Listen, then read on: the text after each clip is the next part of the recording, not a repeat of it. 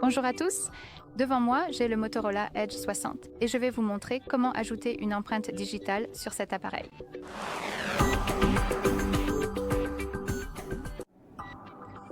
Alors, commençons par ouvrir les paramètres, puis il faut faire défiler et trouver l'option sécurité et confidentialité.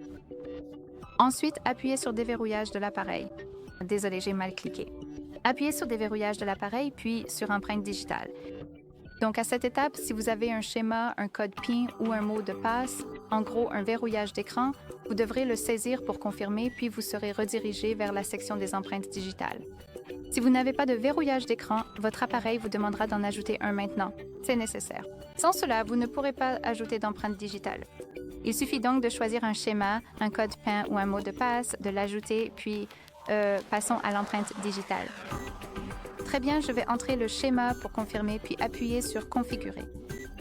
Ici, nous avons des informations concernant le protège-écran, si vous en avez un. Si vous avez un protège-écran tiers, cela peut affecter le capteur d'empreinte digitale. Et si vous l'avez ajouté avant d'installer le protège-écran, il est recommandé de supprimer l'empreinte digitale et de l'ajouter à nouveau, afin qu'elle ne soit pas trop affectée par le protège-écran. Très bien, appuyons sur Compris. Ici, nous avons le capteur, alors posons notre doigt dessus et voilà. Maintenant, nous devons le faire plusieurs fois afin d'enregistrer complètement notre empreinte digitale. Essayez donc de couvrir chaque partie de votre doigt pour une meilleure reconnaissance. Alors, changez la position de l'empreinte que vous ajoutez, car comme vous pouvez le voir, le capteur est assez sensible. Donc, il remarque vraiment quand vous posez la même zone, comme vous pouvez le voir. Très bien.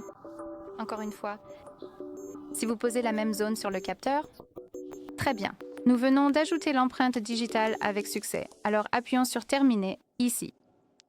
Voici la section avec l'empreinte digitale. C'est l'empreinte digitale que nous venons d'ajouter. Nous pouvons la renommer, la supprimer ou ajouter une autre empreinte digitale. Nous pouvons aussi changer les styles d'animation. Il n'y en a que 3, donc vague, boomerang et chromadial. C'est totalement à vous de choisir.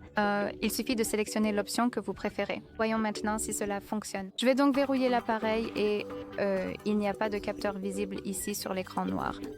Cependant, nous pouvons vérifier si cela fonctionne même sans l'afficher.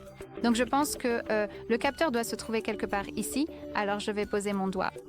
Et comme vous pouvez le voir, l'appareil est déverrouillé, ce qui signifie que nous venons d'ajouter l'empreinte digitale avec succès. Très bien, ce sera tout. Merci beaucoup d'avoir regardé. N'hésitez pas à vous abonner et à laisser un pouce en l'air.